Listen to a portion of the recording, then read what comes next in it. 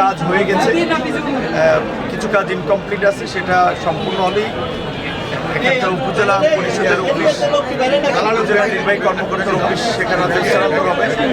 তবে এখানে আমাদের জন্য যে সমস্যাগুলো আছে তার মধ্যে বিশেষ করে আমাদের নির্বাচনী এলাকার মধ্যে আমি যেটা দেখেছি গলাচিপা 10 মিনিটে একটা তো হচ্ছে অবকাঠামোগত উন্নয়নের ক্ষেত্রে তো বৈষম্য এবং সমস্যা আছে, কারণ একেবারেই দুর্গম চরাঞ্চল, অনেক জায়গায় দ্বীপ বেষ্টিত এলাকা, সেখানে অনেক জায়গায় পদ্মা বা বেড়িবাঁধ না থাকার ফলে যেমন জোয়ারের সময় অনেক এলাকা ডুবে যায়, মানুষের ফসল ক্ষতিগ্রস্ত হয় এবং একই সাথে যে ওই এলাকার ছেলেমেয়েরা পড়াশোনা করার জন্য যে উপযুক্ত স্কুল কিংবা শিক্ষা ব্যবস্থা পাওয়া দরকার সেখান থেকেও তারা বঞ্চিত, স্বাস্থ্য ব্যবস্থা থেকে মানুষ বঞ্চিত এবং চলাফেরার ক্ষেত্রে যে রাস্তা কিংবা অন্যান্য যাতায়াতের মাধ্যমগুলো সেগুলো একেবারেই বেহাল দশা। তো আমরা এই অবকাঠামোগত উন্নয়নের জন্য আমাদের একটা অগ্রাধিকার আছে, তার মধ্যে বিশেষ করে দুটো উপজেলার হসপিটালের আমাদের যে চিত্র সেখানে একেবারেই খুব বেহাল দশা।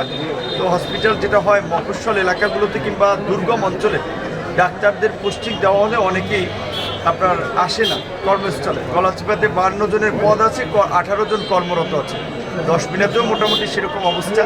তো সেই জায়গা থেকে এই হসপিটালগুলোতে যেন ডাক্তার নার্স থাকে, পাশাপাশি অনেক স্কুলের টিচার নাই, সেই বিষয়গুলো আমাদের একটা চিন্তাভাবনার মধ্যে আছে। আজকে এবং আছে সকালবেলা আমরা গলাচিপা উপজেলা প্রশাসন এবং এই দুপুরের পর বিকেল 3টায় আমরা 10 মিনিট উপজেলা প্রশাসনের সাথে বসেছি। সেখানে আমাদের কর্মপরিকল্পনা অনুযায়ী আমরা প্রত্যেক দপ্তর প্রধানদেরকে আমরা তাদের দপ্তর সম্পর্কে আমরা একটা শর্ট নোট দিতে বলেছি যে আমরা তাদের দপ্তরের কাজ কী এবং আমরা কোন কাজটা অগ্রাধিকার ভিত্তিতে করতে পারবো। একই সাথে বিগত 5 বছরে এই দপ্তরে সরকারি কী পরিমাণের অর্থ বরাদ্দ হয়েছে এবং সেটা যথাযথভাবে খরচ হয়েছে কিনা সেটার একটা প্রতিবেদন, সেই 5 বছরের কর্মকাণ্ডের একটা প্রতিবেদন আমরা চেয়েছি। একই সাথে সরকারের অগ্রাধিকার ভিত্তিতে যেমন মাদক, জুয়া এবং দুর্নীতির বিরুদ্ধে যে কঠোর অবস্থান সেটাও আমরা উপজেলা প্রশাসনের সর্বস্তরের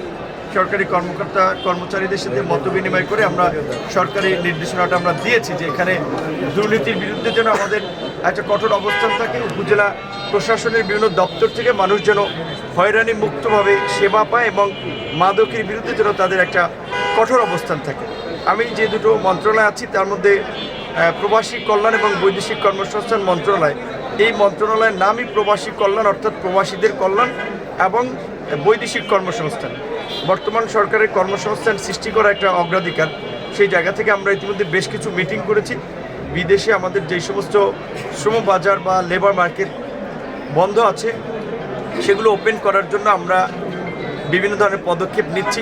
একই সাথে এখানে যেন কম খরচে অভিবাসী যেতে পারে সেই বিষয়টি নিয়ে আমরা কাজ করছি এবং বিশেষ করে বরিশালের এই দক্ষিণাঞ্চলে বিদেশে কম যায় মানুষ, কারণ হচ্ছে এই অতিরিক্ত অভিবাসন ব্যয়।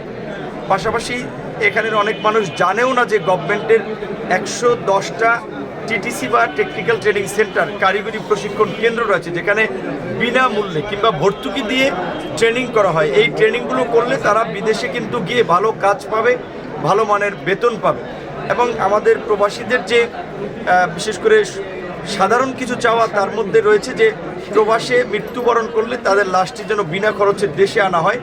এই বিষয়টি আমি একটু আপনাদের মাধ্যমে সকলকে জানাতে চাই।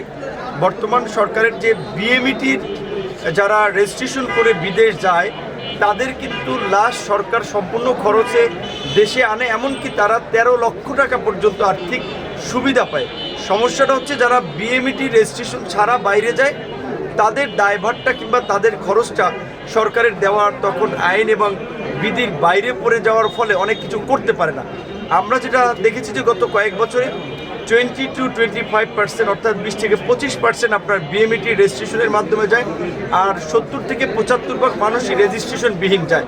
তো আমরা সকলকে অনুরোধ করব তারা যেন বিএমইটি রেজিস্ট্রেশনের মাধ্যমে যায়, সেক্ষেত্রে তারা মৃত্যুবরণ করলেও তাদের যেমন লাশ আনা নেওয়া থেকে শুরু করে পরিবারের পাশে দাঁড়ানোর কতগুলো দায়িত্ব সরকার পালন করে, পাশাপাশি অন্যান্য সুযোগ সুবিধা নিশ্চিত করতে আমাদের সুবিধা হয় এবং প্রবাসীদের এছাড়া অন্যান্য যে বিষয়গুলো রয়েছে যেমন বিভিন্ন দেশের দূতাবাসে শ্রম কল্যাণ উইংয়ের সংখ্যা বৃদ্ধি করা কিংবা তাদের অন্যান্য সুযোগ সুবিধা দেখা। অবশ্যই আমি যেহেতু প্রবাসীদের নিয়ে কাজ করেছি এবং আন্দোলন সংগ্রামেও তাদের সাথে রাজপথে ছিলাম।